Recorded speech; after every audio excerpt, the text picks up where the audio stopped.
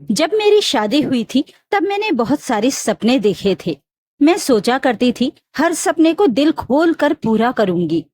पति भी कमाऊ मिला था। शहर के मुख्य बाजार में उनकी खुद की दुकान थी। कमाई अच्छी हो जाती थी। मेरा बचपन बंदिशों में गुजरा था।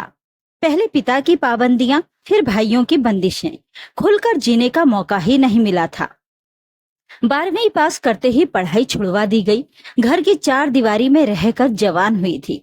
सोचा था पति के घर में कुछ रियायतें मिलेंगी, घूमेंगे फिरेंगे, नई दुनिया देखेंगे, थोड़ा सा खुलकर जिएंगे। मैंने पति से कहा, सुनो जी, 10 दिन का हनीमून टूर बनाओ ताकि थोड़ा सा खुलकर जिएं, खुली हवा में सांस लेकर जिंदगी की नई शुरुआत करें। पति ने कहा, अभी इतना पैसा नहीं है कि हनीमून जैसे फिजूल के टूर पर खर्च किया जाए। अभी एक बहन और भाई की शादी करनी है, उनकी पढ़ाई पर भी खर्चा हो रहा है। इतने दिनों के लिए मैं दुकान बंद नहीं रख सकता, ग्राहक कहीं और से सामान लेने लगेंगे। मैं उदास होकर बोली, फिर मेरे सपनों का क्या होगा? पति बोले, थोड़ा सा धीरज रखो, मैं तुम्हारे हर सपने को पूरा करूंगा। पहले बहन भाई को सेटल करके उनकी शादियां कर दूं, फिर हमारे पास वक्त ही वक्त होगा। फुर्सत की आस में इच्छाओं को टालना पड़ा। पति दुकान में बिजी हो गए और मैं गृहस्थी की गाड़ी में सवार होकर घर को संभालने में बिजी हो गई। वक्त गुजरने लगा। चाहे दिन सुख के गुजरें या दुख के, वक्त कम वक्त रुकता ही नहीं, ये चलता ही रहता है। शादी के बाद तो ये चलता नहीं बल्कि दौड़ता है, सोचने का भी अवसर नहीं देता। सालों गुजर जाते हैं, पता ही नहीं चलता कब गुजर गए। इस बीच मैं एक बेटी और एक बेटे की माँ बन गई। ननद और देवर दोनों नौकरी पर लग गए। अच्छा सा रिश्ता देखकर उनकी शादियां कर दी। ननद अपने ससुराल चली गई, देवर शादी के बाद दूसरे शहर में बस गया। पति की जिम्मेदारियां पूरी हो गईं, मगर फुर्सत अभी भी नहीं मिली। बच्चे स्कूल जाने लगे थे, उन्हें नहला धुलाकर स्कूल भेजना, फिर वापस लाना, उनका होमवर्क करवाना, बस इसी में जिंदगी जैसे खो गई थी। पति को दुकान से फुर्सत मिलना तो जैसे नामुमकिन था। पैसों की कमी नहीं थी, बैंक बैलेंस बढ़ता जा रहा था। पति ने गाड़ी खरीद ली थी, एक प्लॉट और एक फ्लैट भी खरीद लिया था। गाड़ी सिर्फ इतना ही काम आती थी कि पति उसे लेकर सुबह दुकान चले जाते और शाम को वापस आ जाते।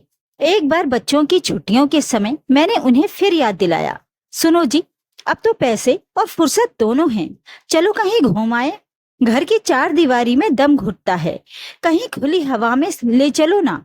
पति गुस्सा हो गए, बोले, इतना सुंदर घर बनाकर दे रखा है, फिर भी इसमें दम घुटता है, कुछ तो शर्म करो। दुनिया में ऐसे भी बहुत से लोग हैं जो फुटपाथ पर सोते हैं, उन्हें एक कमरा भी नसीब नहीं होता, और तुम्हें इतनी सुख सुविधाएं दे रखी हैं, फिर भी घर रास नहीं आता। उस दिन के बाद से मैंने घर के बाहर जाने की जिद छोड़ दी। धीरे धीरे बच्चे बड़े होने लगे, इधर मेरा शरीर भी भारी होता गया। पति का भी बहुत बड़ा पेट निकल आया था। मुझे शुगर भी हो गई थी, कमर और घुटनों में दर्द भी रहने लगा था।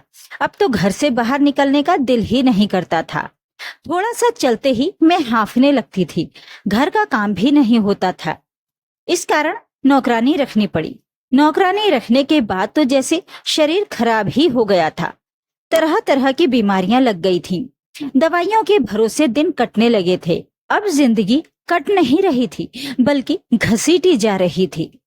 पैसा रुतबा सब कुछ था, मगर सुकून नहीं था। इसी तरह जिंदगी को घसीटते हुए बच्चों की शादी कर दी। फिर एक दिन अचानक पति को दिल का दौरा पड़ गया। पैसे को पानी की तरह बहाया, तब कहीं जाकर जान बच पाई। दिल के दौरे के बाद पति महीनों तक बेड रेस्ट पर रहे। दुकान बेटा संभालने लगा था। मृत्यु के करीब जाकर लौट आने के बाद पति को समझ में आया कि जिंदगी तो एक बुलबुला है, कब फूट कर धोखा दे दे इसकी कोई खबर नहीं है।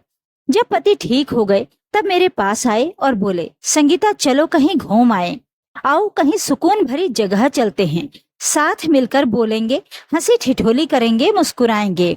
जाओ तैयारी करो, आज से थोड़ा सा जीने की कोशिश करते हैं। पैसे कमाने के मोह में मैं जीना ही भूल गया था। मृत्यु के करीब जाकर लौट आने के बाद मुझे पता चला कि पैसा कमाना जिंदगी नहीं है। खुशियां पाने के लिए पैसा खर्च करना जिंदगी है। मैंने अजीब सी नजरों से पति की तरफ देखा, फिर कहा, अब क्या करेंगे जी बाहर जाकर? ना शरीर चलने के काबिल रहा, ना दांत चबाने के काबिल रहे, ना आंत पचाने के काबिल रही। इस उम्र में घर ही सबसे अच्छी जगह है जहाँ समय पर दवा दारू हो जाती है। पति ने उदास होकर कहा, मुझे माफ कर दे संगीता, खाने पीने और पहनने की उम्र में मैं सिर्फ बैंक बैलेंस बढ़ाता रहा और तुम ख्वाहिशों का गला घोंटती रही। अब शायद सब कुछ खत्म हो चुका है, जीने के दिन गुजर गए, अब तो जिंदगी को घसीटने के दिन बचे हैं। पति को उदास देखकर मैं बोली, दिल छोटा मत करो जी, हम घूमने चलेंगे, चलो हम किसी तीर्थ यात्रा पर चलते हैं। इतना सुनकर पति खुश हो गए। फिर पूरे दिन जाने की तैयारियां चलती रही। दूसरे दिन सुबह 7 बजे हमें निकलना था। मैं रात भर जाने के बारे में सोचती रही। मन में जाने की खुशी और उमंग जरा भी नहीं थी, क्योंकि मेरा शरीर इतना भारी हो चुका था कि कुछ दूर चलते ही घुटने जवाब देने लगते थे, कमर अकड़ने लगती थी, सांस फूल जाती थी। सुबह नहाकर मैं पूजा में बैठी थी, अचानक जी घबराने लगा। मैंने पति को आवाज देनी चाही, मगर गले से शब्द नहीं निकले, सांस रुक गई थी। अचानक बैठे बैठे ही मेरा शरीर आगे की तरफ झुक गया। फिर मैंने महसूस किया जैसे मैं काफी हल्की फुल्की हो गई हूँ। अब चलने में जरा भी परेशानी नहीं हो रही थी। होती भी कैसे, आत्मा में वजन कहाँ होता है। मैंने देखा मेरा शरीर प्राण विहीन होकर प्रभु के चरणों में पड़ा था। काफी देर बाद पति आए और आवाज देने लगे, संगीता, अभी तक पूजा खत्म नहीं हुई क्या? अरे चलो भाई, देर हो रही है, बाहर ड्राइवर गाड़ी में हमारा इंतजार कर रहा है। मेरी तरफ से कोई प्रतिक्रिया ना पाकर वो मेरे पास बैठ गए, फिर मेरा कंधा पकड़कर हिलाने लगे। मैं फिर भी नहीं उठी तो उन्होंने मेरी नब्ज देखी, फिर झटके से मेरा हाथ छोड़ दिया।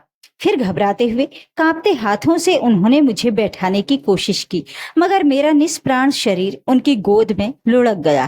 वे मेरे माथे पर हाथ फेरते हुए कहने लगे, संगीता उठो, ऐसी गहरी नींद में मत जाओ, अभी तो तुम्हारे साथ थोड़ा जीना है मुझे। देखो, तुम फुर्सत निकालने के लिए मुझसे लड़ा करती थी ना, अब तो मेरे पास फुर्सत ही फुर्सत है, उठ जाओ, मुझे घबराहट हो रही है। पति की तेज आवाज सुनकर बेटा और बहू आ गए। बेटे ने डरते डरते मेरी नब्ज देखी, फिर रुलाई रोकते हुए बोला, पापा, मम्मी हम सबको छोड़कर जा चुकी हैं। पति सुन्न से पड़ते हुए बोले, छोड़कर चली गई? बिना बताए ही चली गई? फिर उन्होंने दोनों हाथों से अपने सीने को थाम लिया और झटके से उनका चेहरा नीचे गिरकर मेरे सिर पर टिक गया। जैसे ही पति की आत्मा शरीर से अलग हुई, मैं उन्हें नजर आ गई। वे मुस्कुराते हुए बोले, तुम क्या समझती हो मैं तुम्हें अकेले ही चले जाने दूंगा? मैं बोली, उधर देखो, बच्चे रो रहे हैं। पति बोले, आओ अब यहाँ से चलें, अब संसार के सुख दुख से हमारा नाता खत्म हुआ। तुम कहा करती थी ना कि चलो कहीं घूम आए, तो चलो, अब हम दोनों सारी मोह माया छोड़कर सारी दुनिया की सैर करेंगे। धन दौलत इकट्ठा करने के चक्कर में मैं जीवन का असली सुख नहीं उठा पाया। संगीता, मुझे माफ कर दो, ना मैंने खुद जिंदगी को जिया और ना तुम्हें जीने दिया। दोस्तों, जिंदगी की भागम भाग में हम सुख सुविधा के सारे साधन जुटा लेना चाहते हैं। दिन रात मेहनत और लगन से रुपए कमाने में लगे रहते हैं। इसके चक्कर में हम ना अपने शरीर का ख्याल रखते हैं और ना ही अपनी सेहत का, और हमसे जुड़े अपने परिवार वालों को भी नजरअंदाज कर देते हैं।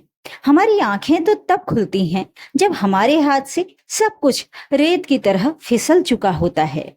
तो ये थी आज की कहानी। इस कहानी के बारे में अपनी राय कमेंट बॉक्स में जरूर लिखें। वीडियो को लाइक और शेयर कर दीजिए। चैनल को सब्सक्राइब जरूर कर लें, ताकि आपको रोज अच्छी अच्छी कहानियां सुनने को मिल सकें।